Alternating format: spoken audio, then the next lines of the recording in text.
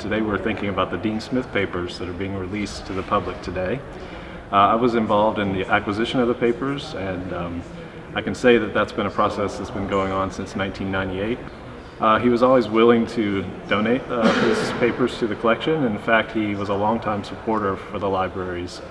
In the 80s and 90s, he did this really great advertisement in the Carolina Alumni Review for several years that said, make the Dean's List, support the library. I was going through a set of folders that were just labeled biography.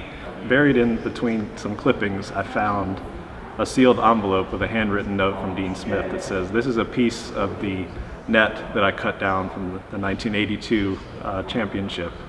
And so we unsealed the envelope, and it surely is a piece of the net. And so that's kind of incredible to know that that was Dean Smith's personal piece of the net. We know how important that championship was to him. One of the more fascinating things that I find with the collection is that I grew up in North Carolina in the 1980s and was here as an undergraduate during his last few years of coaching. But to the undergraduates, when we talk to them now, when they come in to research aspects of university's history, they don't really know who Dean Smith is as a coach and as a man. They know the Dean Dome, they know the name, they maybe see the name in the record books, but just the impact that he had on North Carolina, on the university, the country. At the time, I'm not sure that they have that background, and I'm hoping that this collection will show them that he was an outstanding basketball coach, but he was an outstanding human being, involved in a lot of issues that matter to a lot of people as well.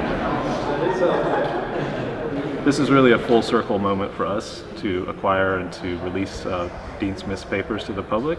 And we really hope that researchers will use them for, additional, to sort of come to a better understanding about what Dean Smith was and who he was as a person, what his, what were the foundations of his life. This really tells that story back from his days in Emporia, Kansas as a kid, all the way to his retirement and beating the record of Adolph Rupp, his 877th win.